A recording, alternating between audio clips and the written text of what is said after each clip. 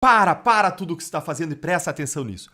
Esse vídeo aqui é absolutamente imperdível, porque é inacreditável o que eu vou mostrar para você. E ele explica muito sobre o Brasil que a gente vive hoje. Era o chefe da ABIN na época do Fernando Henrique Cardoso. O que eles descobriram? Uma reunião que ocorreu em 2002, abril de 2002. Lula vai ser eleito em outubro, novembro de 2002. O Brasil engoliu isso na maior cara dura. A ABIN do FHC mostrou... Sabe o que é isso aqui? Pode deixar aí. Isso aqui é o link. O que acontece, pessoal? Nós gostamos muito de trabalhar aqui com a linha do tempo, né? Por isso, né? Timeline. A conversa é uma linha do tempo para fazer com que vocês entendam certas coisas. Eu vou pensar muito em produção do Google aí, tá? Quero que você coloque algumas imagens, algumas coisas. A produção é rápida nisso. O que acontece, gente? O Lula, depois que ele mudou a postura dele em 2002, né, colocando gravata, coisa que o Lula não usava, botando terno, falando com os empresários, vamos gravar isso, tá? Falando com os empresários, ele é eleito em 2002. FHC, Fernando Henrique Cardoso. Vamos lembrar que o Fernando Henrique Cardoso era quem estava à frente do SEBRAP, que é o responsável pela Constituição brasileira, bem dizer, o texto da Constituição. SEBRAP, um think tank. Olha a diferença do Lula. Olha isso aí, gente. A mudança que eles fizeram no Lula e colocando o Lula ao lado dos empresários. Pode deixar essa foto aí, produção, muito boa.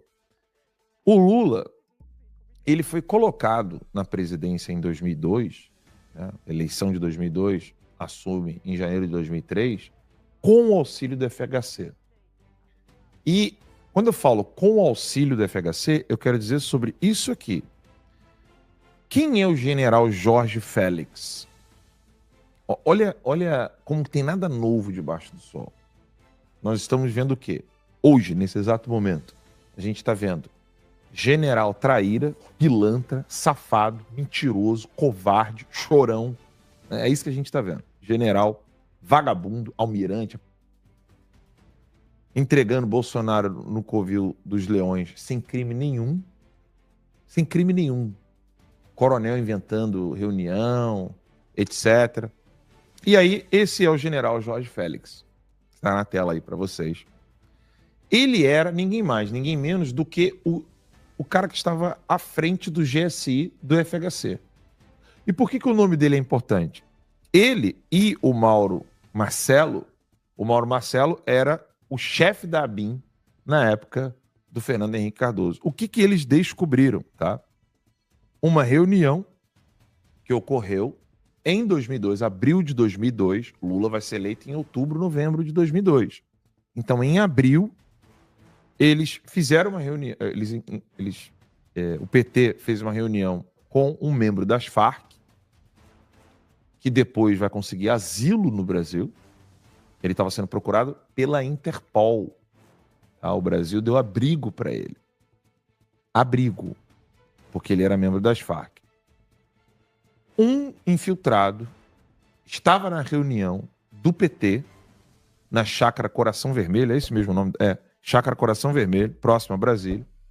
Essa reunião tinha, então, um padre vagabundo, padre Olivério Medina, que era membro das Farc. Militantes de esquerda estavam lá e um infiltrado da ABIN, a ABIN do Mauro Marcelo. E esse infiltrado relatou, então, que o PT iria receber uma doação de 5 milhões de dólares por meio, né, repasses que seriam dados em Trinidad e Tobago, ou seja, paraíso fiscal, a empresários ligados ao PT. Essa denúncia foi feita anos depois, né? Essa é a matéria da Veja, anos depois, em 2005, quando o PT já estava no poder. O que acontece? O coronel Eduardo Adolfo Ferreira, ele que era membro da ABIN, ele falou que havia dezenas de relatórios, repasses. A ABIN, então, realmente envia para o GSI um documento robusto, com declarações, testemunhas, repasses financeiros das Farc para o PT. Farc para o PT significa da cocaína, né? Dia 30, segunda-feira que vem, vai ter, então, o julgamento do Carvajal. E a gente sabe muito bem o que ele disse. Ele disse, olha, o Cartel de los Soles financiou candidaturas na América Latina. Foi isso que ele delatou, tentando escapar da prisão. Não deu certo. E aí o coronel Eduardo Adolfo Ferreira, esse dossiê será entregue em breve na revista Timeline, ele avisou, aqui ó, pelo menos 3 relatórios importantes foram redigidos dentro do gabinete de José Milton Campana, que era o diretor da área de inteligência da ABIN, promovido, tá, no governo Lula. Ele falou que assim, ó, realmente tinha ali uns relatórios, mas assim, era boato. O Brasil engoliu isso na maior cara dura. A ABIN do FHC mostrou que havia o encontro do padre Medina, membro das Farc, que depois em 2006 ele consegue refúgio no Brasil, sendo procurado pela Interpol. Ele mostrou, a ABIN do FHC mostra para o GSI do FHC, dizendo o seguinte, ó, tem repasse, é por meio de paraíso fiscal em Trinidad e Tobago, 5 milhões de dólares das Farc para o PT.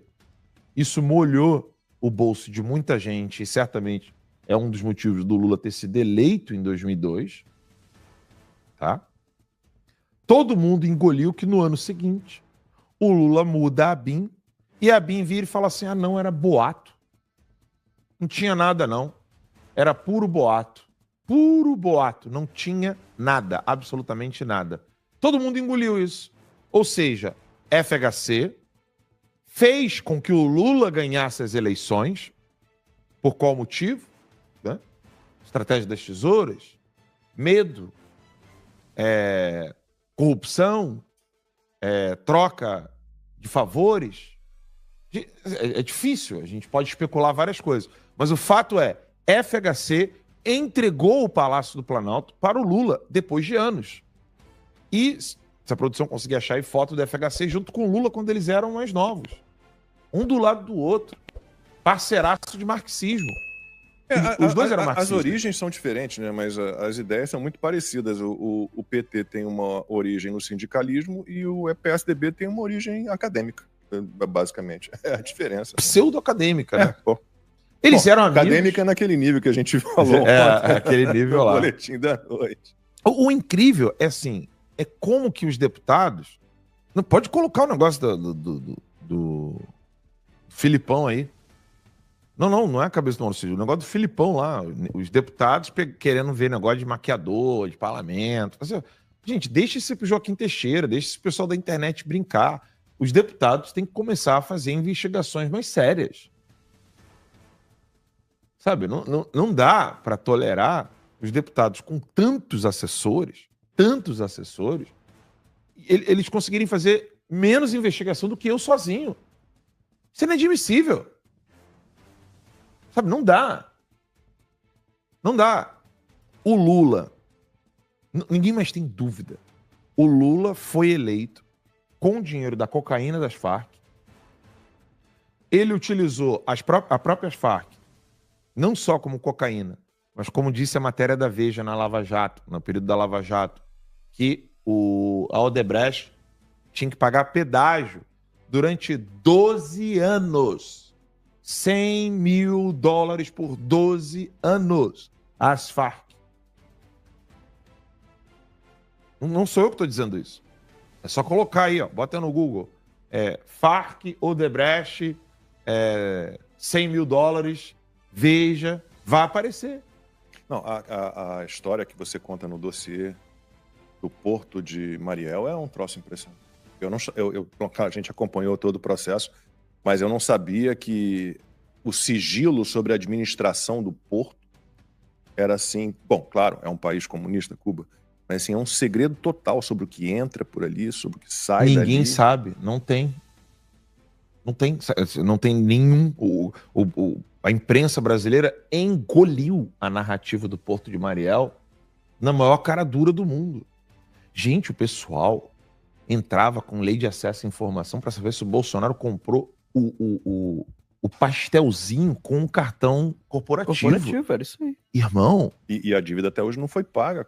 O empréstimo do BNDES não foi pago. É isso aí. O TCU alertou, é um contrato sem nenhuma garantia para o Brasil, para o BNDES. Nenhuma. E pode perguntar para todo mundo que foi ministro ou secretário de ministro na época do Bolsonaro. Era quase todo dia lei de acesso à alguém informação. da esquerda acionando para saber algum gasto, para saber alguma coisa, para tentar pegar qualquer ilegalidade e meter processo.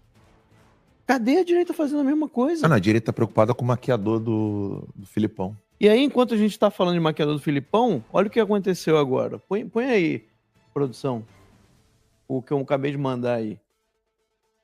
Olha o que saiu agora no Senado. Eu nem tinha visto, vi agora aqui durante o programa. Já tem, e parece que a votação foi ontem. As cotas? Das cotas. Agora vai ter, olha lá, Senado aprova a reserva de 30% das vagas em conselho de estatais para mulheres. Ou seja, não importa mais, né? Na verdade, já tem tempo que não importa, né? Se tem mérito, se a pessoa tem capacidade ou não. A questão, você vê, essa ideia de cotas, essa coisa das cotas, elas vão entrando no Brasil e vão assumindo todos os lugares. Não importa se é mulher, se é homem, se é negro, se é branco, se é homossexual. O que importa numa coisa dessa é o mérito. É a capacidade. Óbvio que já faz tempo que isso não acontece, né? Virou cabide de emprego esses conselhos estatais. Mas agora eles estão aí colocando, então você é obrigado. Ah, mas se eu tenho aqui um conselho de homens muito preparados, eu não tenho uma mulher. Não pode. Vai ter que colocar, mesmo que ela seja menos preparada, você vai ter que colocar pelo menos 30%. É a menor chance de dar certo um negócio desse, cara. E aí isso aí passa. Cadê? Ninguém fala. Cota é uma... E aí, tem coisas piores. Tá vendo isso aqui, ó? Desculpa, mas não encontramos a página que você procura? Sabe o que é isso aqui? Produção, consegue dar um... Sem querer exigir demais? Consegue dar um zoomzinho aqui, só para o pessoal poder ver? Eu vou diminuir a claridade para melhorar aqui na câmera. E aí. Esse aqui é o máximo que dá, Aí, né? só passar Consegue dar um zoom? Consegue dar um zoom aqui? Acho que tem que ser o foco no celular. Aqui, ó. Não, mas no beleza, máximo, mas o zoom. Foco, perdão. Só foco no celular. É só o foco no celular. Aqui. Dá? Aí, quase lá. No celular, não? Deu pra ler? Sabe o que é isso aqui? Pode deixar aí. Isso aqui é o link que o Rodrigo Constantino escreveu para a Gazeta do Povo. Tá aqui, ó. Tá vendo que o Rodrigo Constantino escreveu para a Gazeta do Povo? Eu me lembro de tudo isso na época, tá? Tá com foco aí? O Rodrigo Constantino... Qual que é o título? Não, calma. O Rodrigo Constantino escreveu um texto para a Gazeta do Povo. O da Gazeta do Povo ainda está no ar. Mas quando você clica no link, que ele falou assim, ó, gente, deu na Veja. Cuba usou o Porto de Mariel para vender armas à Coreia do Norte. Tá? Tá aqui, ó. Pode voltar aí. Obrigado, produção. Eu me lembro dessa matéria. Eu me lembro de detalhes dessa matéria. O que aconteceu à época? O Porto de Mariel estava sendo usado para venda de armas nucleares para a Coreia do Norte. Só que hoje, quando você procura, não tem mais nada. Absolutamente nada. A Veja tirou do ar. Quando você clica aqui, ó, Veja, deu na Veja. Rodrigo Constantino escreveu para a Gazeta do Povo. O link da Gazeta tá aqui, ó. Rodrigo Constantino. Brasil financia indiretamente exportação de armas para a Coreia do Norte. Esse link ainda existe na Gazeta do Povo. Quando você vai para Veja, não existe mais. Aí depois vai ter umas investigações. Não, eram armas, eram pedaços soltos, obsoletos e tal, não sei o quê. Tem sempre aquelas conversas, sabe? Tipo, não usa mais não. É tipo assim, tinha um velho na lanche com um monte de... Assim, não, mas o velho nem levanta mais, entendeu? Só quer que as meninas se divirtam, um passeiozinho de lancha. Só um passeio de lancha. E é impressionante. Aí quando você vê esse mar de problemas reais, os deputados não estão investigando. O que todo mundo sabe. Só falta só pegar o horário, o dia, o contra-cheque, que é o PT ligado ao Comando Vermelho, PT ligado às Farc, PT ligado à Hamas, PT ligado à Hezbollah, PT ligado à Al-Qaeda, PT ligado às Farc. Tá todo mundo cansado de saber que isso existe. Mas não. Vai investigar maquiador.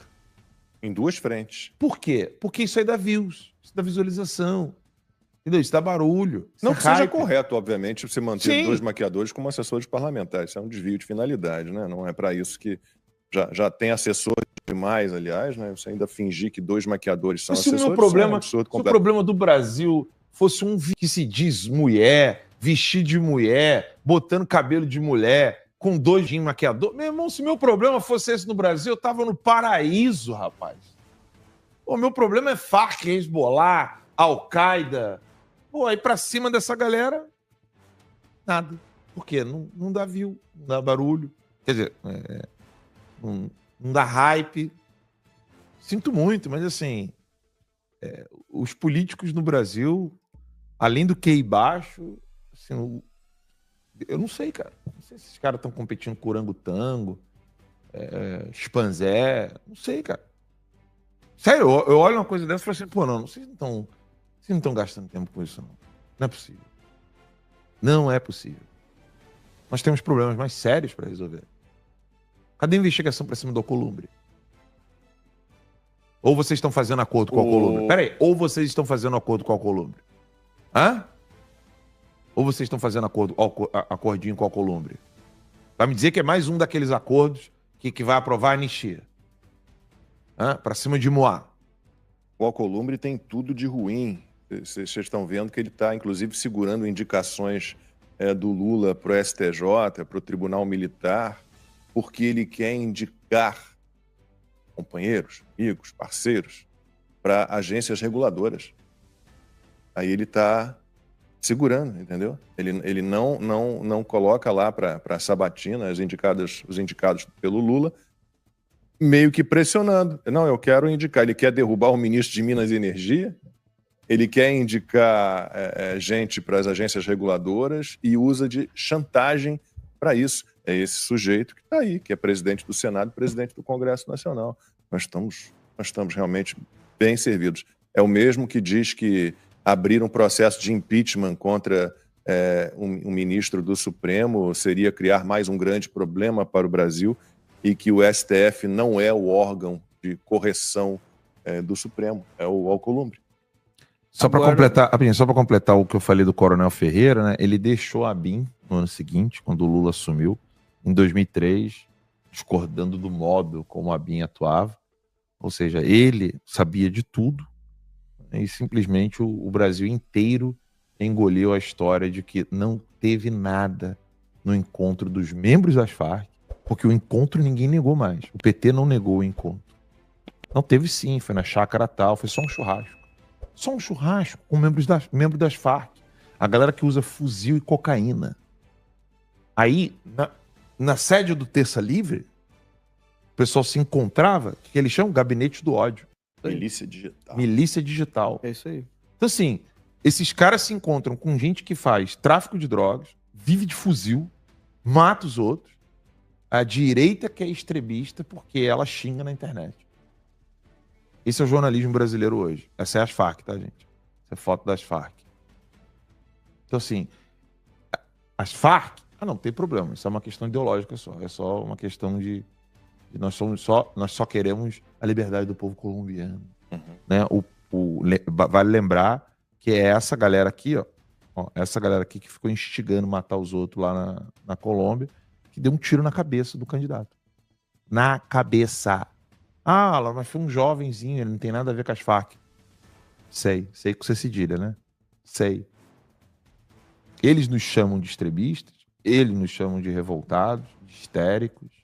Nós somos os briguentos, nós somos os chatos. Eles são paz e amor aqui, ó. Com fuzil, cocaína. Jovenzinho segurando fuzil ali nas Farc. Essa gente precisa ser investigada. Mas as investigações não dão em nada. Faz a investigação, joga pra fora. O Trump tá doido pra encontrar aqui provas documentais do PT com o Comando Vermelho, com as Farc, com PCC, Hamas, Hezbollah e Al-Qaeda. Se no Brasil não vai dar nada, eu desafio aqui um policial federal a entrar em contato com a gente, mandar tudo que eles têm aí. Assim, ó, manda tudo pra mim. Eles estão assistindo mesmo, né? Estão assistindo mesmo? Manda tudo pra mim. Prestem muita atenção nessa operação Senado, Polícia Federal, STF, Poder Executivo. Isso é de extrema importância, tá? Alcolumbre, você é maluco de achar que não tem ninguém sabendo de nada? No mesmo pé. Vamos lá, produção, vamos mostrar o que é a BIM paralela de fato no Brasil. Esse documento aí, Lacombe e Marx, é um documento de 1981. Ou seja, tá. Então, esse documento aí é um documento confidencial, óbvio, né? Liberado recentemente para mim, e eu pude publicar isso no X. Esse documento mostra o tio do Alcolumbre envolvido com garimpo ilegal, ouro, venda de ouro, venda de metais, tudo isso de forma absolutamente criminosa no Amapá. Então, a partir disso aí, o que eu fiz? Eu falei, opa, então agora nós vamos usar toda a nossa equipe, todas as nossas forças para mostrar como é que essa família chegou a ter tanto poder naquele estado. E aí agora sim, pode voltar lá pro Twitch, produção, porque aí agora eu consigo... Isso. Aí eu escrevi assim, ó, o Davi Alcolumbre acha que o Washington, D.C. não sabe como funciona a operação dos terroristas e narcotraficantes em relação ao garimpo ilegal. Ele acha que a lei Magnitsky é pesada. Na verdade, eu questionei, né? Ele acha que a lei Magnitsky é pesada? Agora sim consigo ler aqui, obrigado. Creio que ele não saiba o que são as sanções relacionadas a quem está ligado ao terrorismo. Magnitsky é fichinha. Porque o que acontece? Vai para a parte de baixo ali, produção, enquanto eu vou fazendo uns comentários aqui. O que acontece? O Alcolumbre acha mesmo que ele vai ficar ileso de tudo o que está vindo pro lado de Alexandre de Moraes, Fábio Shor e companhia. Será? Não. Ele não vai ficar ileso por um simples motivo. Ele é quem está segurando tanto a anistia quanto o impeachment do Alexandre de Moraes. É ele quem está segurando. Então ele é quem está inviabilizando as duas únicas vias possíveis para o Brasil ainda conseguir ser chamado de um país, um Estado de Direito. Termo, né? O Estado de Direito é um termo do final do século XIX, surgiu na Alemanha, e a partir de então todo mundo gosta de arrotar Estado de Direito. Estado de Direito. Ou seja, aqui em inglês eles chamam de rule of law. Eu gosto desse termo em inglês porque ele demonstra duas coisas, né, Max? Primeiro que usar a palavra Estado em inglês, ninguém vai entender. Você fala assim, Estado de Direito, o americano nunca vai entender, por um simples motivo. A noção de Estado moderno é absolutamente inconcebível para o americano. Por isso que em inglês é rule of law, que é quase um império da lei. Traduzindo assim, né? É o império da lei. Rule of law. Rule é você tá ali regendo, né, algo. Mas aqui eu estou falando império da lei. E o Estado de Direito seria o império da lei. Só que no Brasil tudo é manipulado e o Alcolumbre acha que vai ficar fora dessa. Aí clica ali Deixa eu ver aqui, produção. Clica ali no documento agora. Agora vamos ao documento para a gente poder entender quem é a família Alcolumbre. Não, aí no caso, produção, volta ali rapidinho, desculpa. Vou ajudar aqui a turma. Clica, sobe ali um pouquinho. Sobe ali um pouquinho. Não, sobe, tá descendo. Aí, clica aí. Clica nesse texto de baixo aí. Isso, agora sim. O documento de 1981 revela que membros da família de Davi Alcolumbre já eram citados em relatórios de contrabando de ouro durante o regime militar, o que, embora não envolva diretamente Davi, à época, né, tinha 4 aninhos, lança luz sobre o contexto familiar e econômico que sustentou o crescimento político de Alcolumbre. Vai descendo em produção. Agora vocês vão entender como é que funciona o jogo de poder da família Alcolumbre. Pode descer. Pode descendo. Obrigado. O irmão de Davi Alcolumbre, Josiel Alcolumbre, esteve envolvido em escândalos e alvo de investigações por corrupção, fraude em licitações e desvio de recursos públicos no estado do Amapá. Alguns dos casos, clica ali em Show More, ali, turma. Alguns dos casos vocês vão lembrar, o Máximo talvez vai lembrar, na época da Covid, as licitações, mas tem coisas piores. Então o que a gente tem ali? Desvio de mais de 1,4 milhão em recursos públicos na área da saúde durante a pandemia de coronavírus.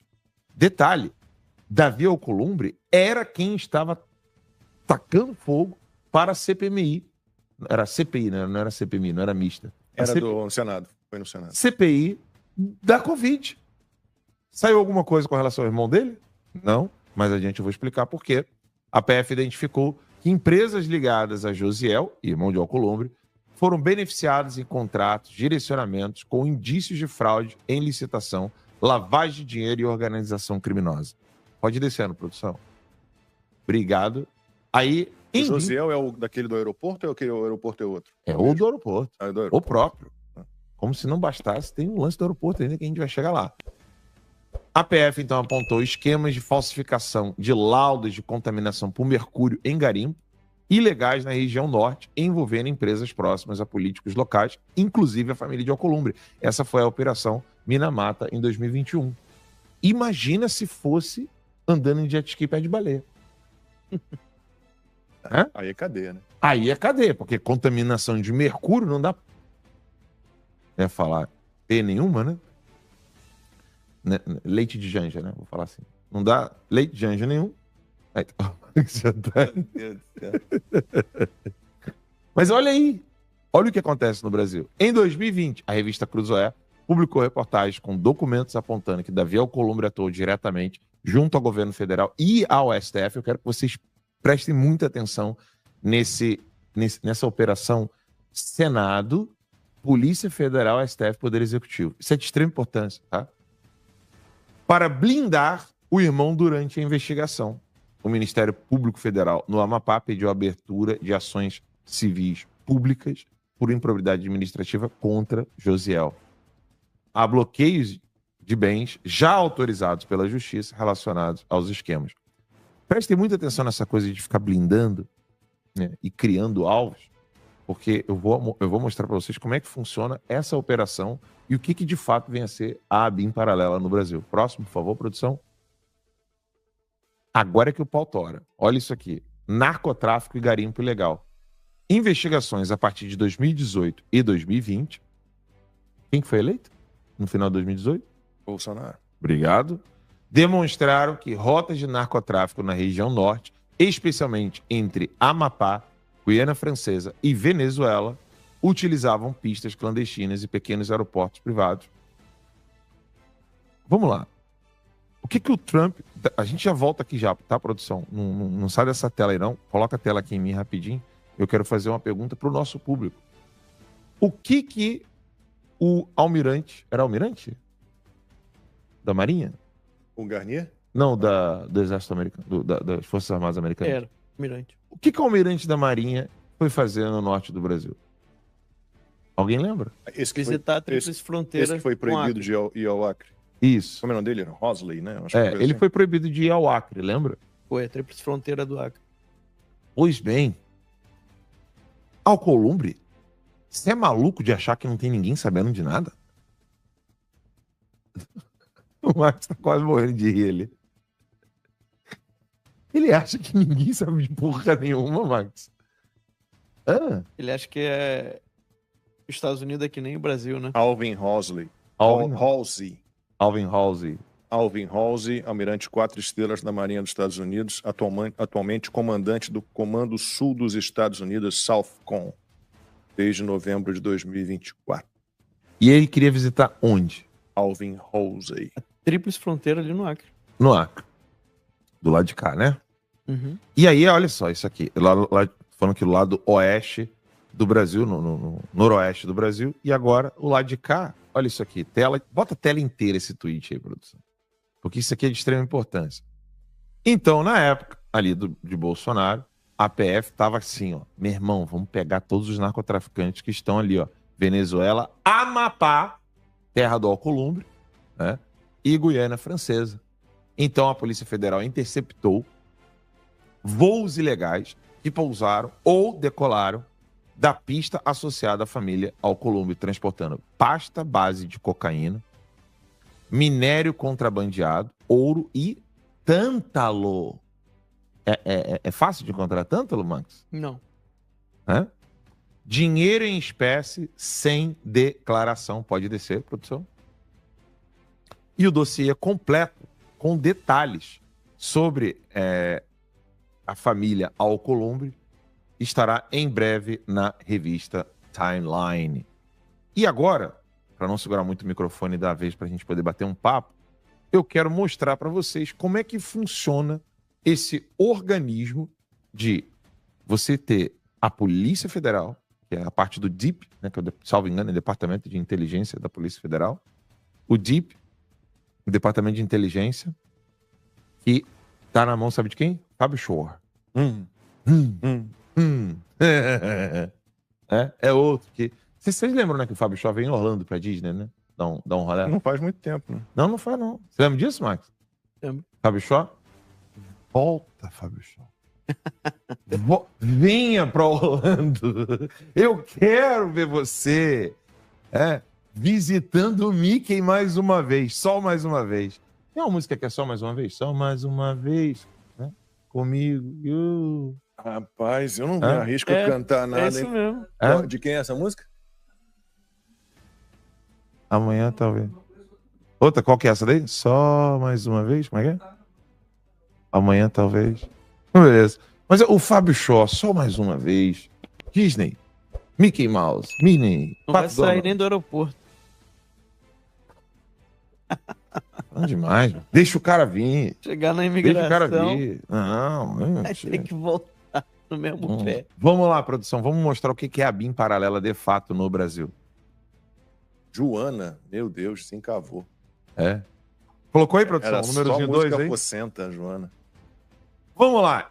Então agora vamos entender, de fato, o que é a BIM paralela no Brasil. A República dos Dossiês, tá? Enquanto o país assiste inerte a escândalos que surgem e desaparecem como marés, nos bastidores do poder corre um fluxo contínuo de informações enterradas. Dossiês, relatórios, interceptações, delações, provas, dormindo em gavetas ou esperando a hora certa para despertar. A capital da República transformou o acervo de malfeitos em moeda de troca. O que é isso? É o compromato. Eu me lembro do professor Olavo dizer que o Dirceu ele andava em Brasília, ou anda ainda, com um bloquinho de papel com todos os podres de todos os políticos. E aí, toda vez que ele ia para um encontro com o cara, ele chegava, antes de dar oi, antes de dar bom dia, antes de qualquer coisa, ele virava e falava assim, você estava no hotel tal, com a pessoa tal, no lugar tal, ou você tem a empresa tal. Ou... Ele já chegava, tudo bom? Bom dia. Meu nome é José Disseu. Isso é gente finíssima. Não, e agente secreto do partido do exército cubano, que tá aí, ó, livre, leve e solto no Brasil. Agente, ele é, se eu não me engano, ele é coronel? Não sei. Mas ele é... Eu sei que ele foi treinado pela guerrilha cubana. Não, mas ele é formalmente... Augusto Nunes disse que ele não sabe pegar na arma. É mesmo? Diz o Augusto. Provavelmente não. Não é exagero afirmar que o governo Lula possui centenas de dossiês armazenados em cofres institucionais e bases de dados sigilosos. São usados como ferramentas de pressão para garantir que interlocutores, no caso deputados, senadores, ministros, boca de veludo, procuradores, cooperem com os planos de execução do executivo, ou, no mínimo, não atrapalhem. A ameaça é sempre a mesma: colaborar ou ver o seu nome explodir no noticiário, não é, o Mota? Diga aí, Mota. Com investigações reativadas ou escândalos ressuscitados. Pode descer aí, turminha, que aí eu disse, isso tudo vai estar no dossiê, tá? Não vou ficar aqui lendo textos e mais textos. Eu quero mostrar como funcionava a parte da BIM paralela. Pode descer, pode descer.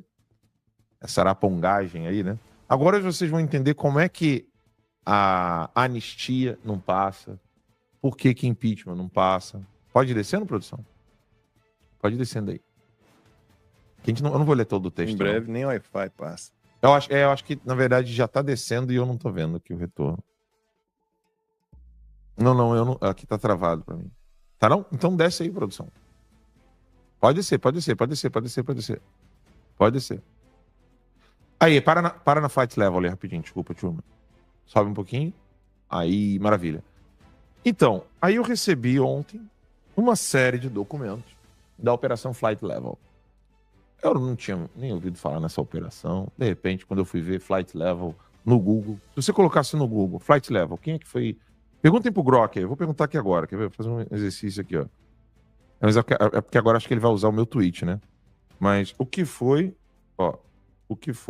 a Operação Flight Level?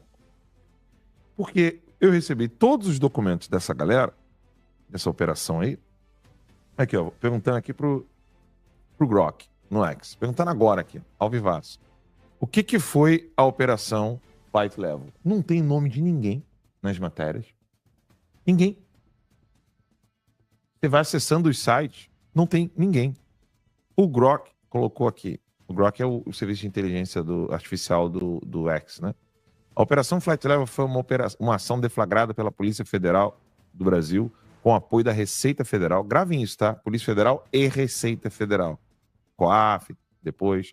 Em 12 de abril de 2021. Quem que era presidente?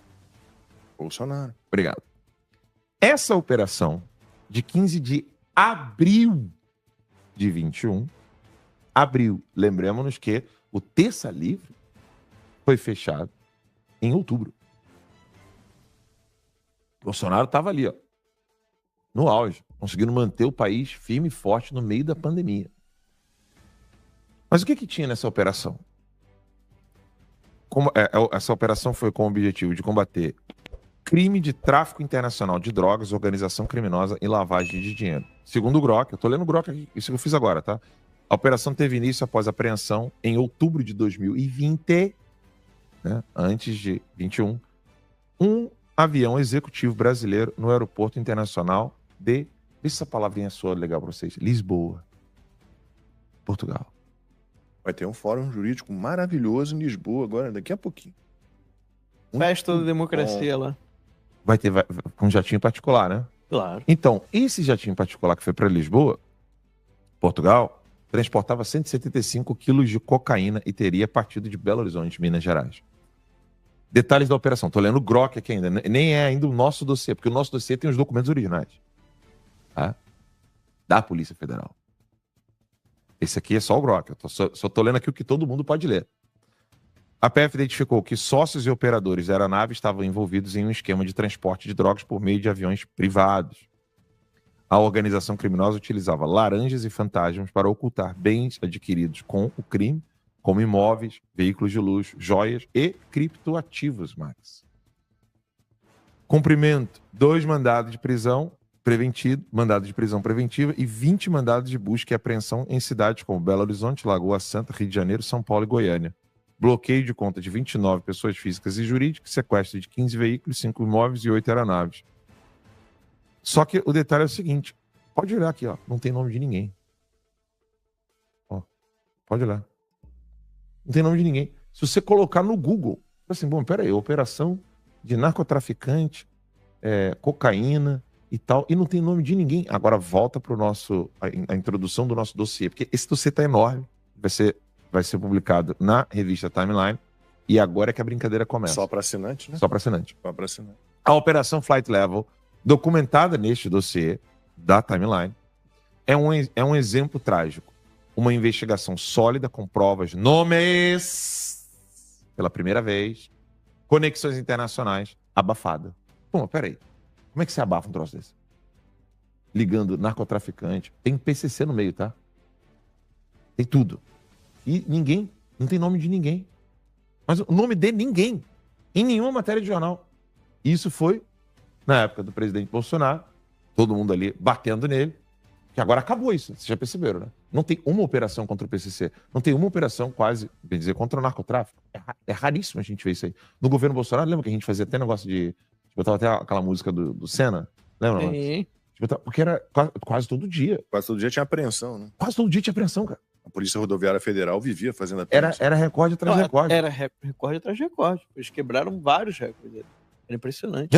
Eu ficava impressionado. Falei, cara, que isso, meu irmão? Eu tava ali, né? Vamos lá. Só para eu poder ler ele, produção. Obrigado. Por que ela foi abafada, né? Porque esbarra em figuras com foro privilegiado, né? Em nomes que não podem cair.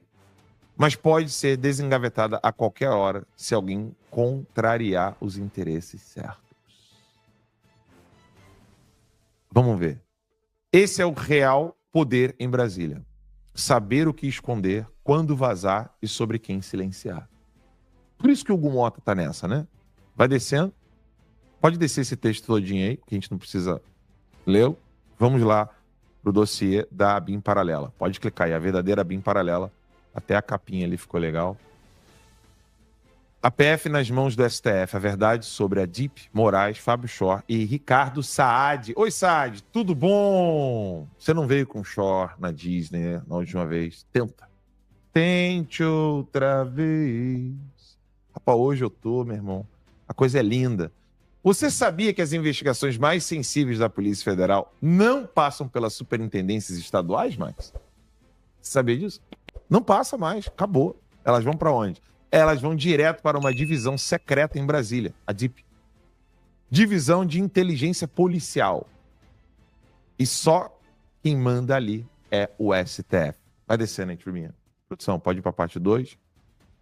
Gravem esse nome da DIP, tá? 2.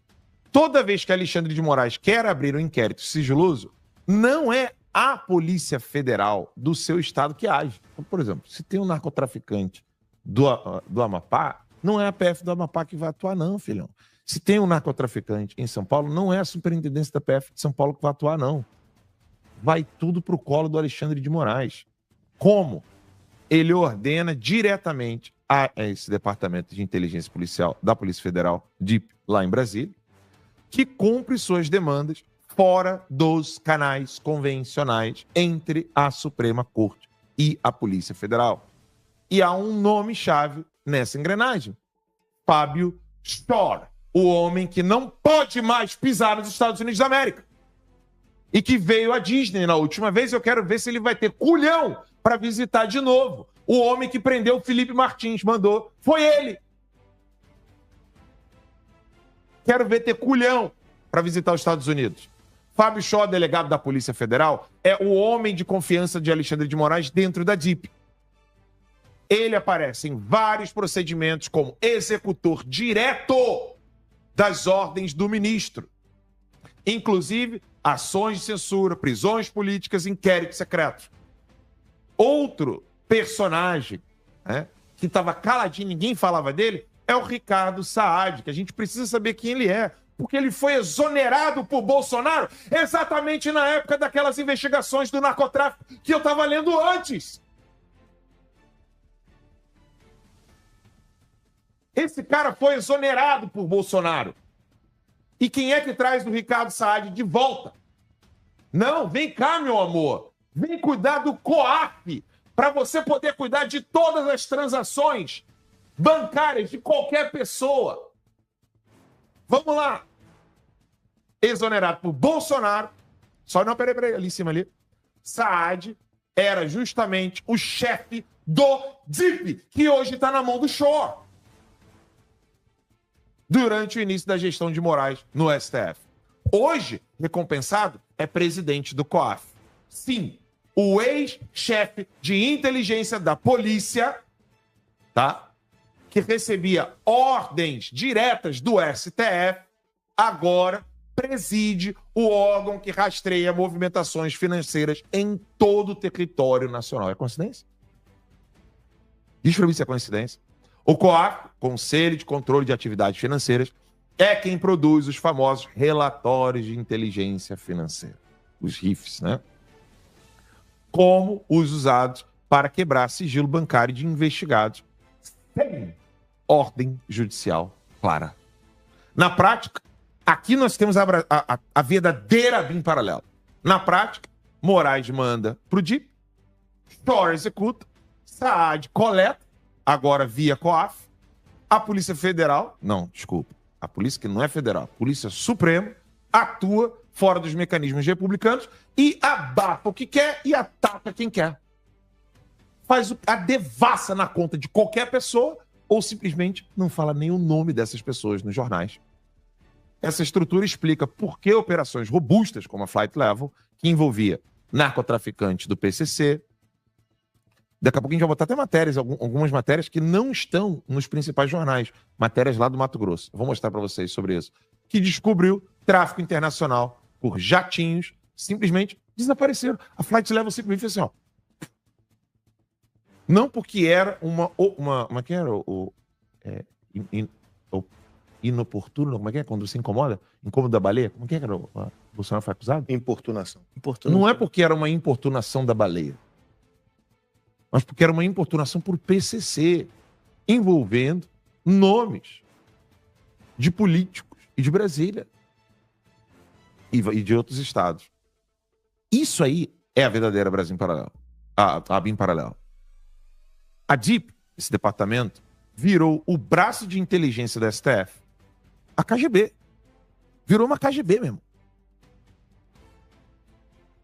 É muito claro isso. O Shor é hoje o presidente, ou sei lá, diretor, chame do que quiser, da KGB brasileira. E se ninguém investigar esse círculo de poder, a justiça vai seguir sendo usada como arma seletiva e não como instrumento de verdade. Enfim, essa era a minha participação no início do programa de hoje, para trazer para vocês isso aí. Se a produção quiser colocar aquelas matérias de jornais envolvendo os nomes, porque quando você vai no G1, quando você vai no Estadão, quando você vai na Folha, procurar o nome dos envolvidos, você não acha. De repente eu achei um jornal local no Mato Grosso. A produção, na verdade, que achou, não foi nem eu, né? A produção lembra disso aí. Achou uma matéria lá com o nome de uma mulher. Quer ver o nome dela? Deixa eu pegar aqui. Deixa eu ver aqui. Deixa eu pegar o nosso grupo aqui, ver se a produção coloca rápido. Era isso aí, a namorada e lobista de Mato Grosso, que se uniu ao PCC para enviar drogas à Europa. Você vê, tem matérias locais falando. É a Nelma Kodama, pô. É? Conhecidíssima. Conhecidíssima. Ela estava nessa operação Também. da Flight Level. Tudo envolvendo PCC e políticos. E não dá nada pra ninguém, né? Ela não Tem era nada ligada ao pra ninguém. Alberto Youssef também? Porque eu me lembro dela... Ver aqui, cara. Não Será? ligada à Lava Não Jato, tem né? 14 anos de prisão nesse Não caso. tem 14 anos de prisão nesse caso, nada. Colônia agrícola, Nada. regime fechado. Uh-uh. Impressionante, cara. O dossiê completo, gente, que assim, nenhum jornal vai publicar um dossiê como esse, nenhum no Brasil, até mesmo porque nós tivemos acesso a todos os documentos da Polícia Federal envolvendo isso aí, exclusivos, né? São documentos. A gente não vai colocar os documentos para vocês, óbvio, né? Jornalista não faz isso. Mas tá lá a matéria e... Tá aqui, ó. Ela foi presa tentando embarcar com 200 mil euros no aeroporto de Guarulhos e ela foi investigada, presa e condenada no esquema da Petrobras pela força-tarefa do MPF, do Ministério Público Federal, na Operação Lava Jato. toda essa galera foi abafada. Tá tudo ligado, né? Lava Jato. Meu Deus do céu, cara. Impressionante. País é uma vergonha. Agora, existe a BIM paralela? Claro que existe. Ela era amante do Youssef, que a Fernanda Carelli lembrando. Ela tinha esse esquema. Ela era ligada mesmo, literalmente. Em espanhol, né? Exatamente. Eles se conheciam biblicamente falando. Então, existe a BIM paralela? Claro que existe. A BIM paralela é Moraes, Shor, Ricardo Saad e companhia. Bora então aqui direto pro vídeo que vale muito a pena ver.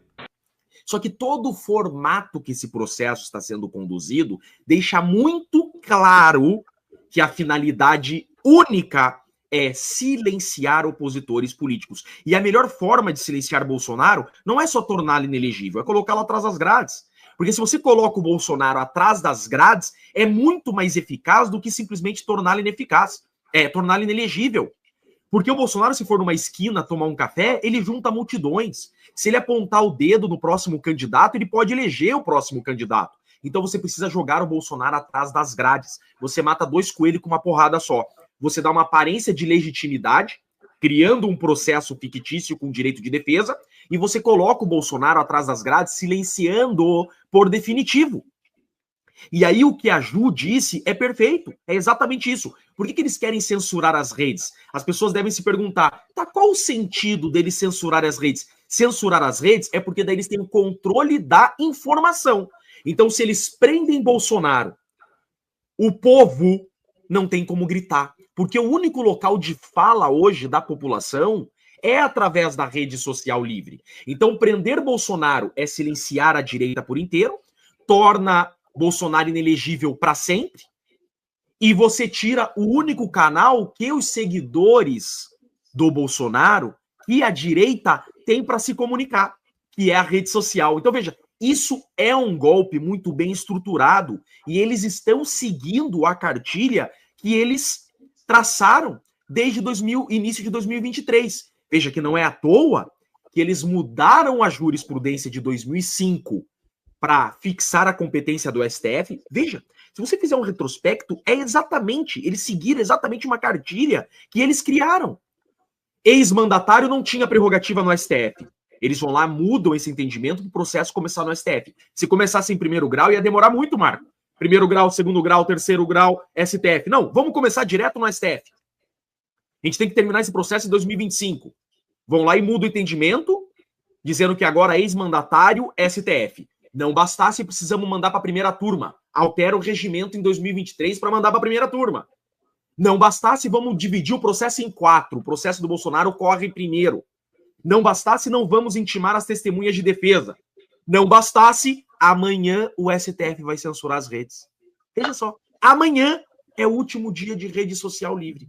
Amanhã o STF bate o martelo. O jogo foi jogado e a estratégia deles está sendo alcançada.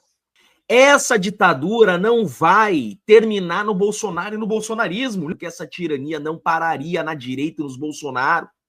Nós dissemos aqui, comunidade jurídica, em todas as ditaduras cormãs, a ditadura chegou à classe dos advogados, chegou à magistratura.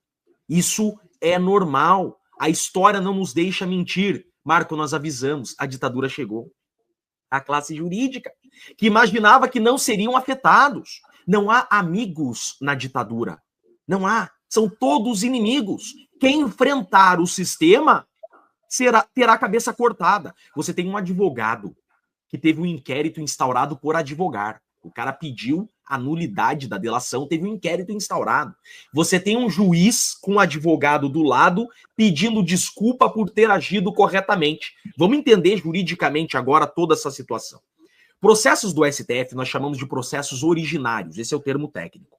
Processo que começa no Tribunal Superior, processo originário, tá? O que acontece? O STF processa e julga.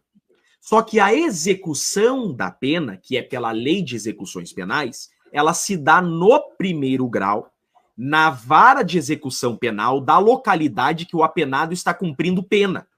Isso é assim segundo a Lei de Execuções Penais e segundo uma súmula do STJ. Veja que aquela senhora que está fazendo pergunta, ela quase fala STJ. Você viu, Marco? Coloque o vídeo de novo daqui um pouquinho dela. Ela fala, você descumpriu o entendimento do STJF. Ela sabe que o entendimento, a orientação do STJ, súmula 192, é que a execução da pena se fará pelo juiz de primeiro grau. Esse juiz, ele seguiu uma súmula do STJ. E por que ele soltou? Porque um sistema, um computador falou para ele, solte. É sistema, gente. Quem tinha que estar sendo ouvido ali seria a inteligência artificial, porque quando um apenado ele entra no sistema de execução de pena, ele é cadastrado em um computador, tem requisitos ali. E veja só, provavelmente o computador cadastrou esse infiltrado no sistema de primário, tem violência e grave ameaça à pessoa. Então o sistema preencheu lá. Ele é primário, e o crime que ele foi condenado não tem violência e grave ameaça à pessoa. Ou seja, Quando o sistema calcular que ele cumpriu 2 anos e 7 meses da pena, porque ele foi condenado, se eu não estou enganado, há 14 anos, né? 14 anos. E 16% disso daria 2 anos e 7 meses, né? Ou seja, dando 2 anos e 7 meses, que é 16% da pena, ele teria direito à progressão de regime. O sistema apareceu para o juiz competente. O juiz falou, põe na rua. O juiz não olhou quem era. Agora esse juiz vem e pede desculpa por ter aplicado uma súmula e por ter soltado alguém que um sistema disse para ele soltar, que acontece com 100% dos apenados no Brasil. Todo mundo sabe o que está acontecendo, mas eu tiro vantagem disso. Óbvio que eu quero proximidade com o ministro da Suprema Corte, né? Você imagina, um ministro que tem entrada em qualquer lugar. Quem não quer proximidade com o ministro, a caneta mais pesada do Brasil? O Lula entendeu isso já em 80, que precisava investir na Suprema Corte, porque é o maior poder do país e seria o maior poder do país, e esse dia chegou. Vê, o Gilmar Mendes que manda na CBF, manda em tudo. Então as pessoas não estão preocupadas com a realidade do país como nós estamos. Tudo que elas querem é pegar uma fatiazinha para elas, né, Marco? Então, de alguma forma, eu quero bajular, porque daí eu vou ter contato, eu vou ter proximidade, eu vou tirar vantagem de alguma forma. Nada é de graça. Nada é de graça. Obviamente, essa pessoa que está fazendo campanha por ele, está dando esse título, a conta vai chegar em algum momento desse relacionamento, dessa proximidade. E Brasília gira em torno disso. De favor e recompensa, e uma hora a conta chega, e a conta ela é paga. E é assim que funciona a Brasília. Brasília funciona exatamente assim. É um plantar e colher diário de favores e de relacionamentos, né? Cara, eu fiquei assustado com os detalhes que o Paulo trouxe. Eu não sabia que ele passou pelo que ele passou. Ele chegou a ser conduzido, preso nos Estados Unidos. Eu não imaginava que ele tinha sofrido tanto como ele sofreu. Mas é importante a gente fazer um retrospecto, que o formato utilizado pela atual ditadura, porque tem gente que está pensando assim, que ditadura é essa que nós estamos vivendo no Brasil, que as pessoas estão tendo direito de defesa? É aí que está.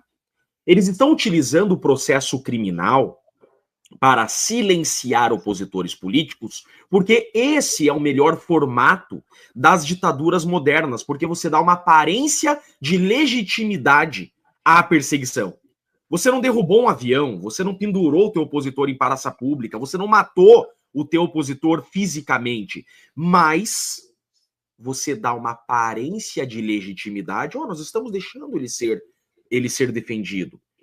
Só que o que você tem como finalidade última é silenciá-lo. Veja, não foi à toa esse showmício de receber a denúncia do Bolsonaro, esse showmício de ouvir os interrogatórios transmitindo no YouTube.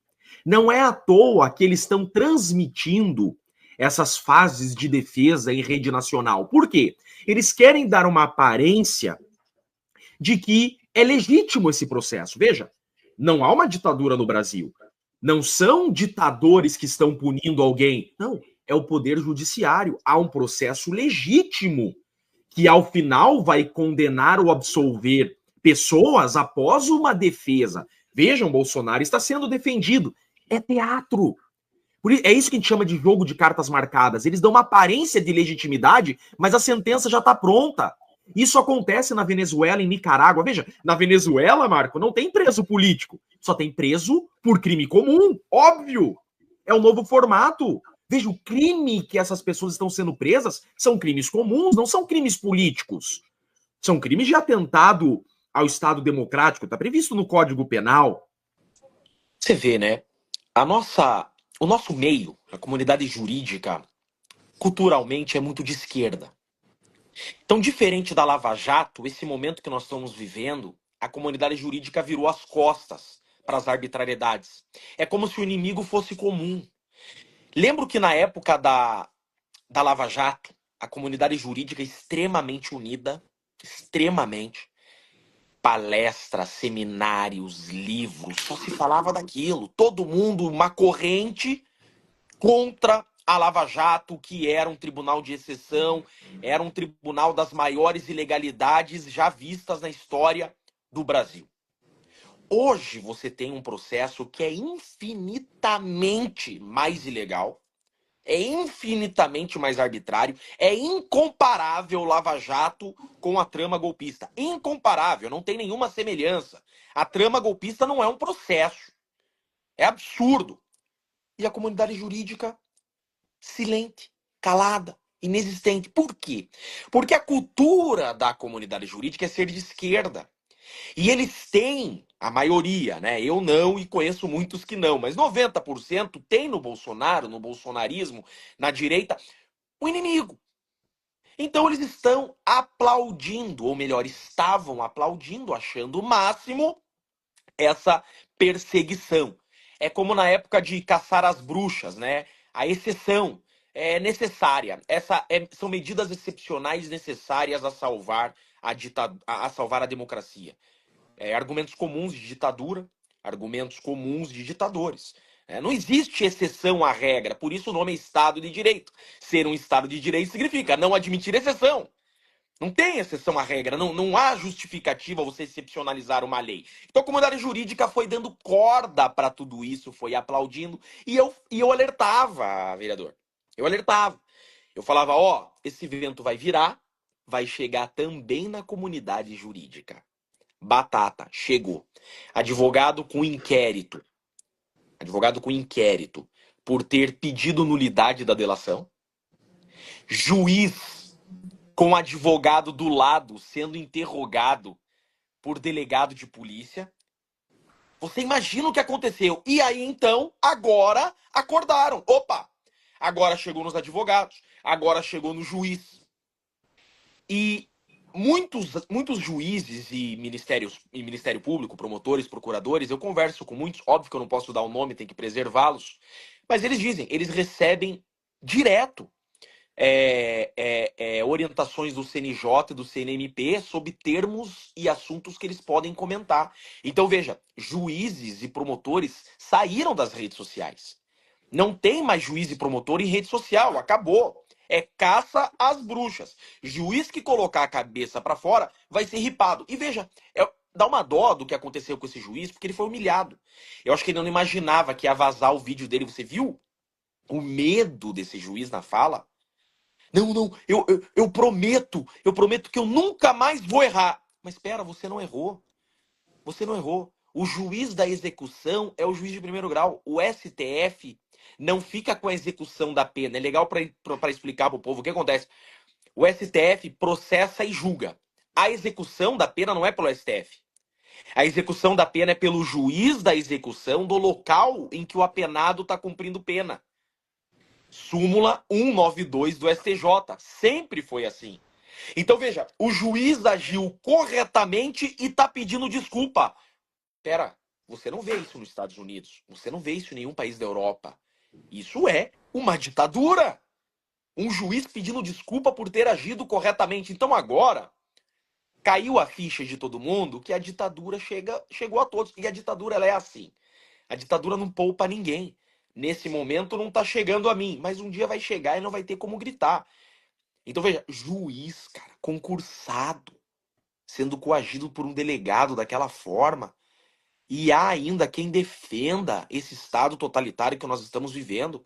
É uma pena tudo isso, mas não há outra palavra a dar. Não é clichê, não é papinho, não. O Brasil é uma ditadura da toga. É importante olharmos para a história, o motivo pelo qual nós temos a tripartição de poderes. O que acontece? Quando nós criamos o Estado, esse Estado passou a se voltar contra o povo que o criou.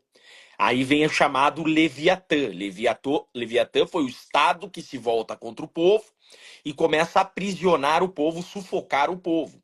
Montesquieu, então, tem a ideia genial de criar a tripartição de poderes com a ideia de freios e contrapesos. A tripartição de poderes, ela teve a finalidade de retomar o poder do povo, limitando o poder do Estado, pré-definindo muito bem as funções do Estado. Então, dividiu o Estado em legislativo, executivo e judiciário. O legislativo é o povo, dividido em duas casas, e já explico o motivo de ter duas casas. É o povo no legislativo. O executivo cuida do erário, cuida da grana, então o administrador é o síndico do prédio. Isso é o executivo, é o síndico do prédio. E o judiciário é aquele que vai executar as leis criadas pelo povo. Então, esse é um formato que o poder está nas mãos do povo. E como que isso é assegurado? É assegurado na existência do Senado. Porque o Senado faz o papel constitucional de fiscalizar os outros poderes e poder tracionar a corda quando os outros poderes deixam de ser independentes e harmônicos. Por exemplo, quando um poder invade o outro, o nome disso é crime de responsabilidade. A Constituição assegura ao Senado, que é o povo, o poder de colocar o presidente, os ministros do STF no seu devido lugar. Então é o Senado que tem que chegar e falar, isso é crime de responsabilidade, nós vamos instaurar impeachment. Então veja, esse formato é para deixar o poder sempre último na mão do povo. O formato que nós temos hoje é o poder último nas mãos do STF. O STF é o último a falar e não há como questionar.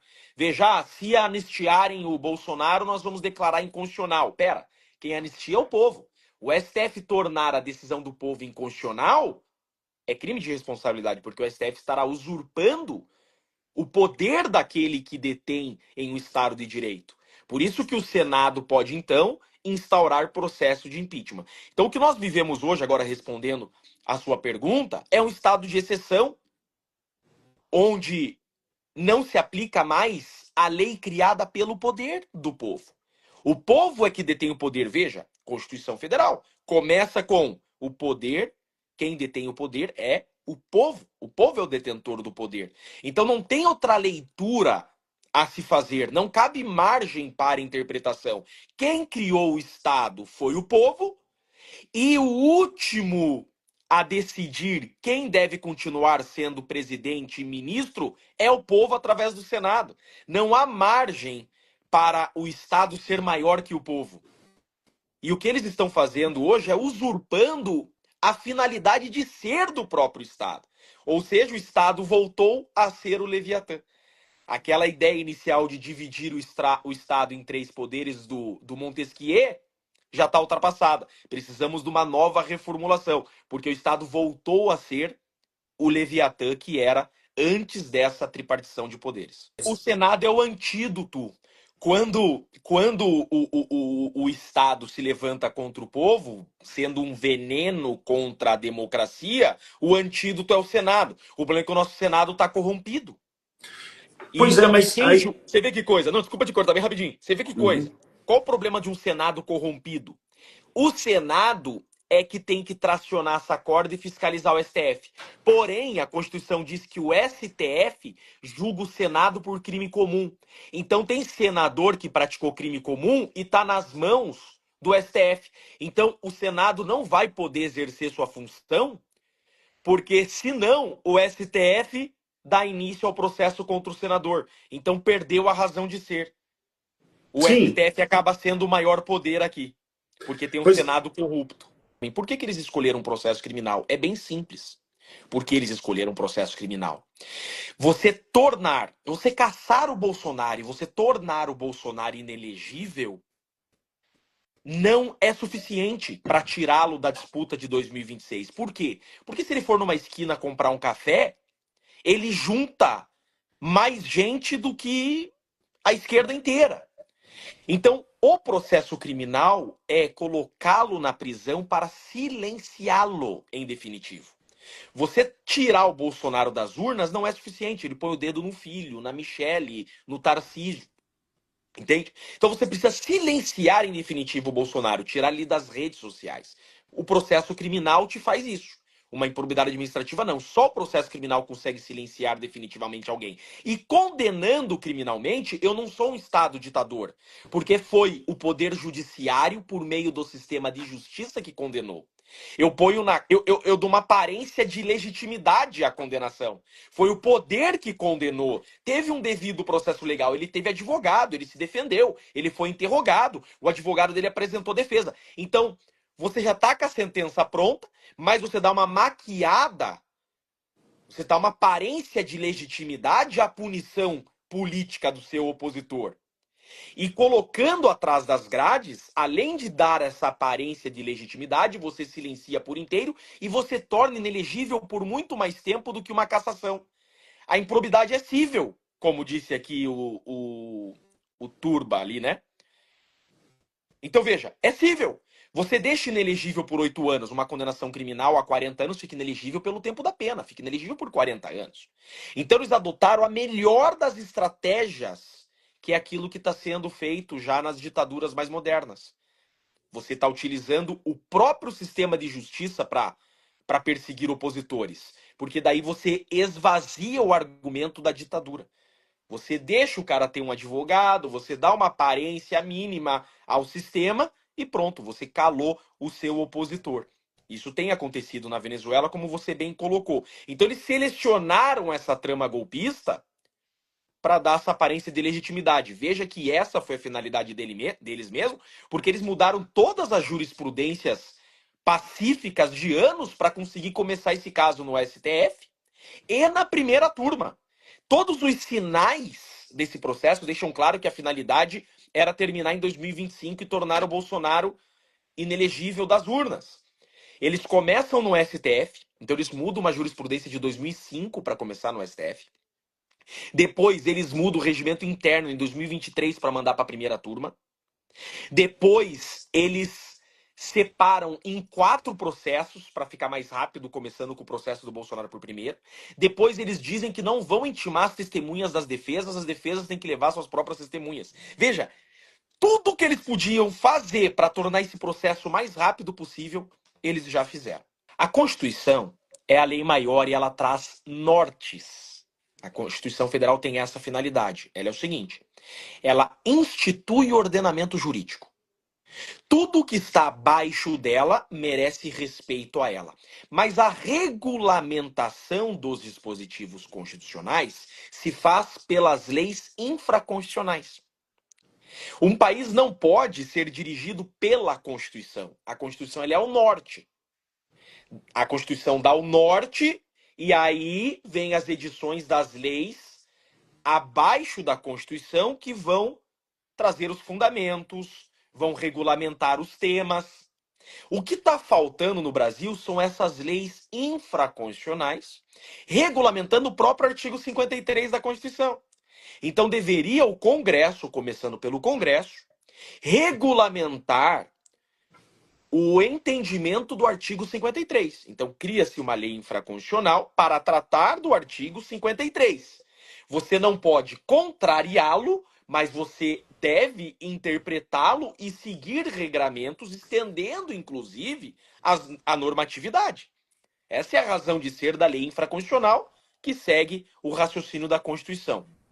O regimento interno, por sua vez, é uma norma administrativa que também pode fazer isso. Também pode fazer isso. Então, o regimento interno pode, seguindo a constitucionalidade do tema, trazer regulamentações administrativas. Entende? Então, vocês podem, por meio do regimento interno, dizer a forma como se executará o cumprimento de uma pena, a forma como... Porque a própria Constituição Federal diz que normas de procedimento podem se fazer por meio da lei infraconstitucional. Perfeito. Então, o que está faltando no Brasil são normas procedimentais de execução do artigo 53. Tornozeleira pode ser até lei estadual, porque é norma procedimental, pode ser de lei estadual, pode ser a Alep do Espírito Santo, pode ter um regramento próprio sobre as tornozeleiras no Espírito Santo. Não está na hora de fazer uma reforma do sistema judicial, né? Sistema judiciário. Passou da hora, né, vereador? Passou da hora. O Brasil precisa com urgência de uma reforma do sistema de justiça. Com urgência. O sistema de justiça não pode governar o país. O Brasil está sendo governado pelo poder judiciário. Há uma necessidade urgente de uma reforma. Eu não estou acompanhando esse debate. Não sei nem se é um debate público que está havendo ou é um debate institucional.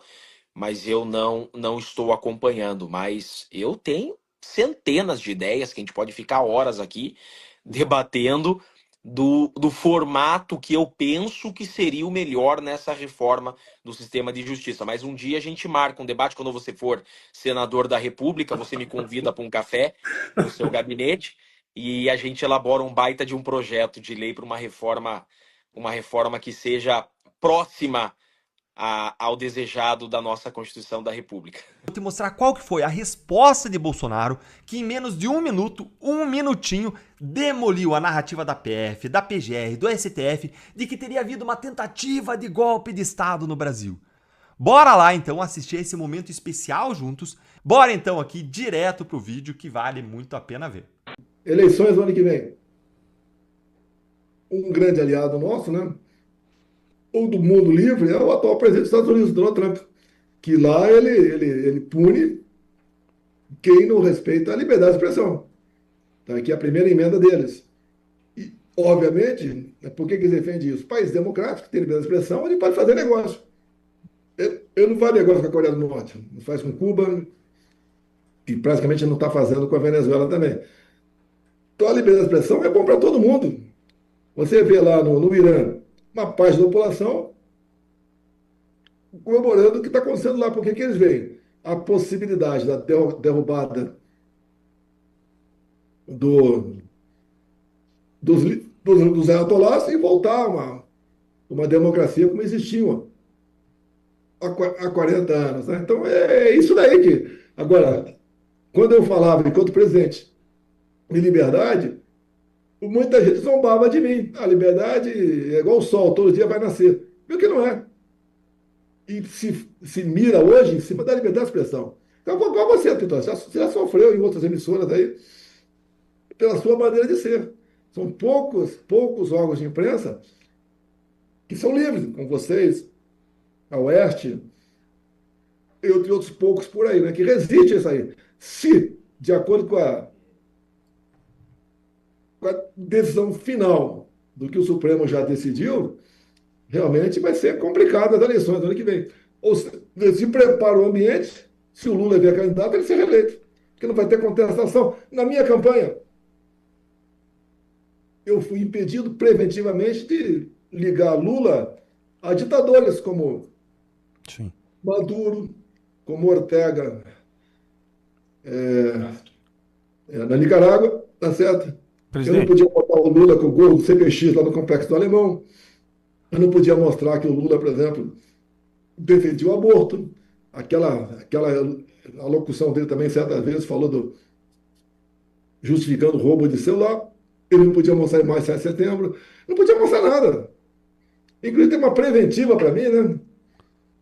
Que eu não podia baixar o preço do combustível. Eu jamais baixaria o preço do combustível, como a Dilma fez lá atrás, na canetada. Sim. Nós baixamos, tirando os impostos federais, do diesel, da gasolina, do etanol, do gás de cozinha, e botamos um teto no ICMS, com o parlamento do nosso lado. Que, por exemplo, tinha estado que cobrava até 34% de ICMS, botamos um teto 17%. Para falar sobre esse assunto aqui, ninguém melhor que o Saxida aqui. Eu quero só convidar os ouvintes da Ouro Verde para a seguinte reflexão. Quando eu assumi como ministro de Minas e Energia, o preço do barril do petróleo estava $126. Quando nós saímos do governo, o preço do petróleo estava entre $90 e $100. E o preço da gasolina estava abaixo de R$ 5. Hoje, o barril do petróleo está $70. A gasolina está acima de R$ 6. Sim. Então fica aí a reflexão para vocês verem o que foi feito com o presidente Bolsonaro. E o Temer pegou a Petrobras com uma dívida próxima a 900 bilhões de reais. O Temer pagou a parte dessa dívida, eu paguei outra parte, sobrou ainda, mas pelo que eu estou vendo, essa dívida não está sendo abatida, está congelada lá. Exato. Vai sobrar para quem assumir 27 pagar essa dívida da Petrobras. Olha, foi um trabalho difícil escolher um partido, né, para disputar a reeleição em 22, tinha que ter um partido. Então, conversei com vários partidos. Foi decidido para mim, o meu irmão, que mora em Miracatu, o Renato Bolsonaro, eu ir para o PL. Ele estava no PL, conversei com o Valdemar, nós fomos apresentados um para o outro, né, os seus defeitos, Eu costumo brincar, Valdemar, eu tenho bafo de leão, você tem chulé, dá pra gente casar? Dá. E combinamos. O Valdemar tem cumprido tudo, ao pé da risca. Ele me incumbiu de decidir nos 26 estados IDF a eleição para o Senado. O deputado federal, estadual, governador passa aí pelos respectivos presidentes estaduais do partido e o próprio Valdemar da Costa Neto. E assim estamos trabalhando. Tá?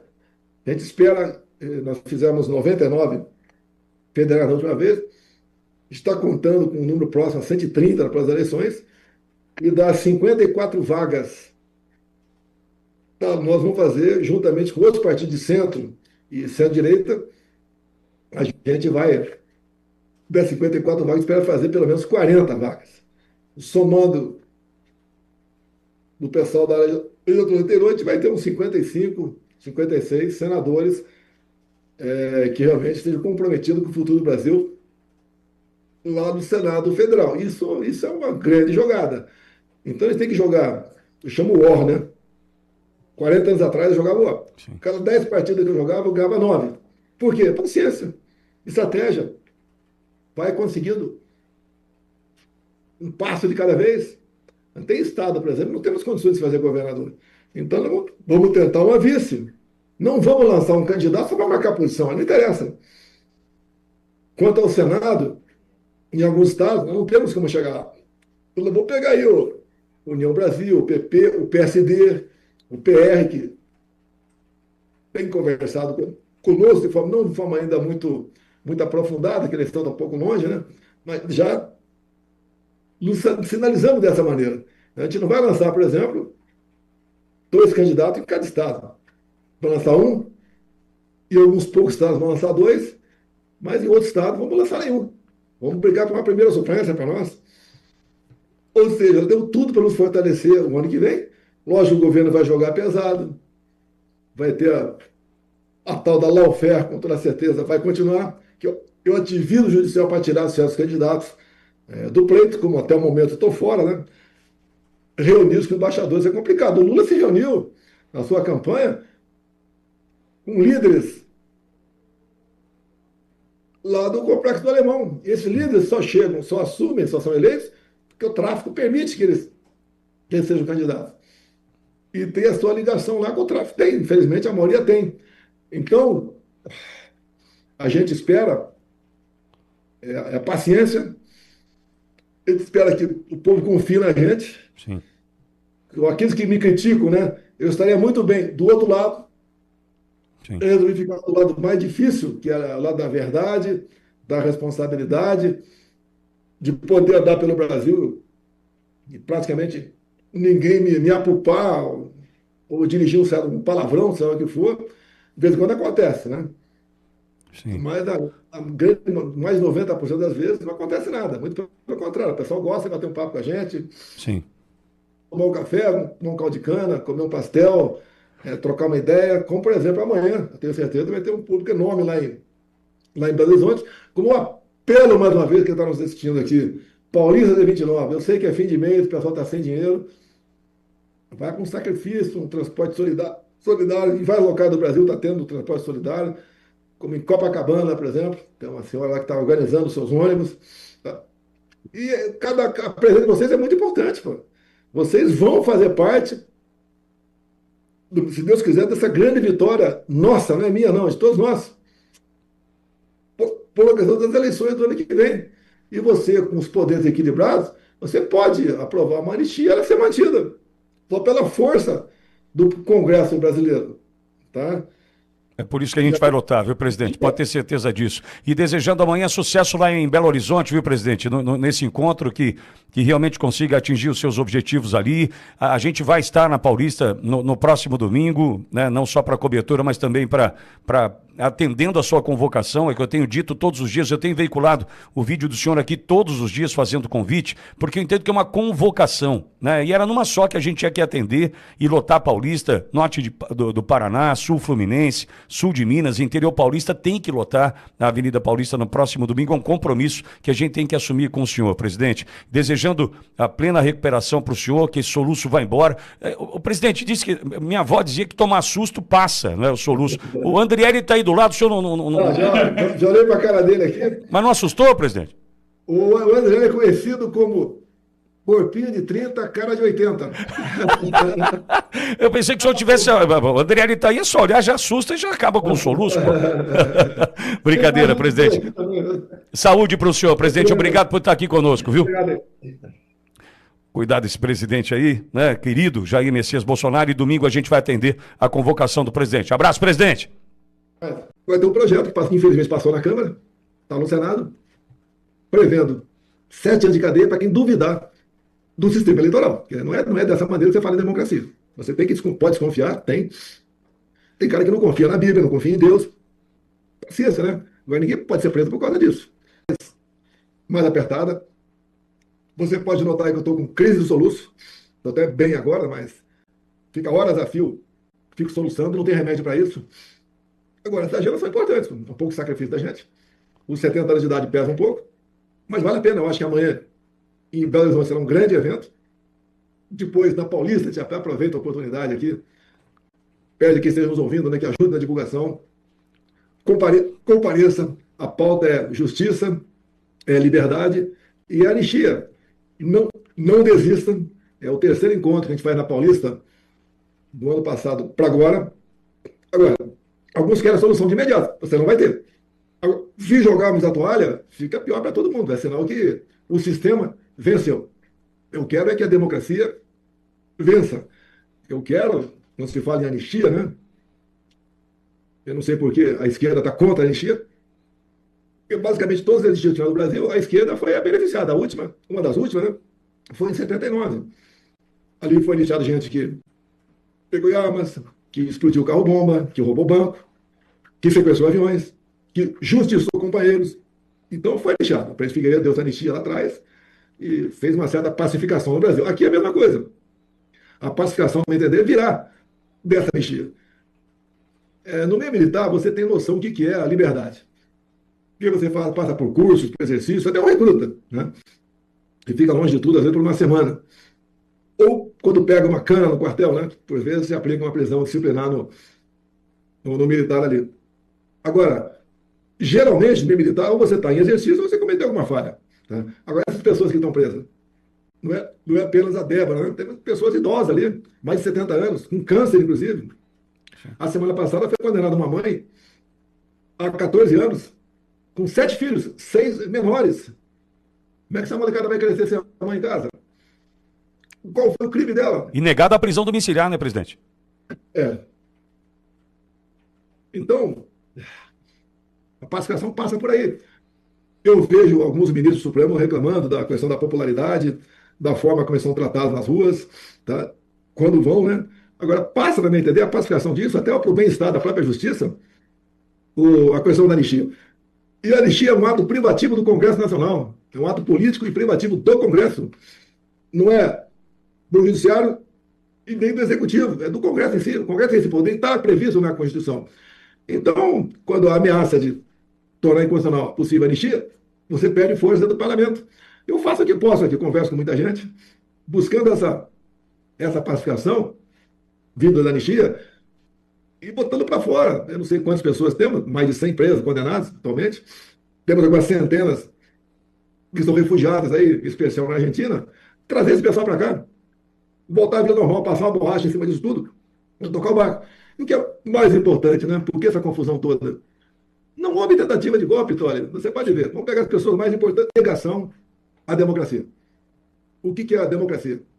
Ela é materializada pelo voto, auditável e com contagem pública. Assim se faz a eleição. Lá atrás, você pode ver, em 82, apesar da reação que as Forças Armadas tinham para com o Brizola, ele foi eleito governador do Rio de Janeiro. E foi respeitado tudo isso aí. Agora, o contrário, você pode ver as pesquisas.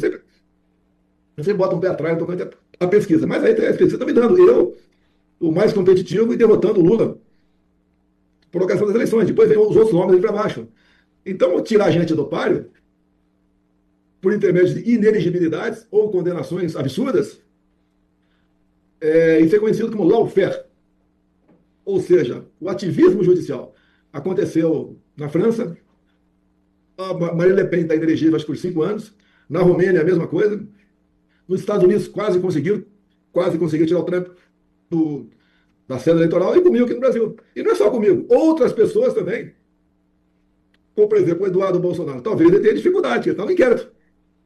Depois que ele resolveu ficar nos Estados Unidos, quando ele resolveu ficar em definitivo, no mesmo dia o PGR falou que tinha nada contra ele, o ministro Alexandre de Moraes arquivou, não tinha nada contra ele. Mas nos dias seguintes, depois, quando ele começou a falar das possibilidades de sanções aqui no Brasil, para quem não respeita a liberdade de expressão, e também pelo fato de eu ter mandado recurso meu para ele foi incluído no inquérito específico para ele. Ele está tentando contra o Estado Democrático de Direito, conspirando contra instituições aqui no Brasil. 12 anos de cadeia. Ou seja, não sabe o que vai acontecer com ele, mas ele pode se tornar inelegível. Assim como outros 25 parlamentares, né? Parlamentares de ponta, de nome, é o Gaia, é o Nicolas, é o cabo Gilberto, lá da Paraíba. São 25 nomes, por ocupar a tribuna da Câmara, e estão em inquéritos.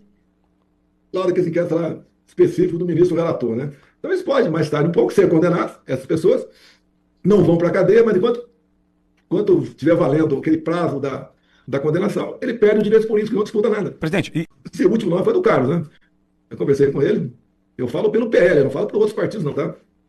E decidimos aqui que ele poderia ser candidato ao Senado por Santa Catarina. 2 dias depois, ele foi incluído na BIM paralela. Está vendo agora na imprensa especial, né? Que o governo federal está gastando dinheiro para monitorar desafetos políticos. Tá? Isso está acontecendo. Então, esse processo todo, juntado com que o Supremo decidiu prorrogar a validade dos inquéritos até 2026, é sinal que eles vão estar ativos nessa questão. Eles vão, não é que vão, né? Estão demonstrando que essas pessoas com potencial para o Senado vão ter problemas com a justiça. Isso também é negação à democracia. Eu nunca falei que queremos um Senado forte para qualquer outra medida de força. Eu quero um Senado forte para reequilibrar os poderes, e nós possamos falar, então, que o Brasil é um país democrático, que vai respeitar a sua Constituição, que a liberdade de expressão será respeitada, tá? Que essa liberdade junto às mídias sociais seja para valer. Você pode pegar um blogueiro qualquer, ou ativista aí, né? Se ele começar a escrever coisas que não condiz com a realidade, o pessoal abandona, como nós temos várias pessoas que foram abandonadas, mudaram de lado, né, sem motivo nenhum, e foram abandonadas. Agora, os outros, que têm uma certa coerência, né, vão ser mais do que mantidos, vão ser fortalecidos. É isso que nós queremos. A democracia é a convivência pacífica de opiniões contrárias. Presidente, o senhor mencionou... 2 coisas, né? Só não caiu de podre há mais tempo, porque tinha muita gordura do nosso governo. Deixamos muita coisa contratada. A economia no verde. Entregamos o governo com 54 bilhões em caixa. Ou seja, isso tudo fez que o governo tivesse a sobrevida. Hoje, por exemplo, né, o governo gastou, além do previsto, 300 bilhões de reais. É uma conta que alguém vai pagar. Esse alguém é o povo trabalhador.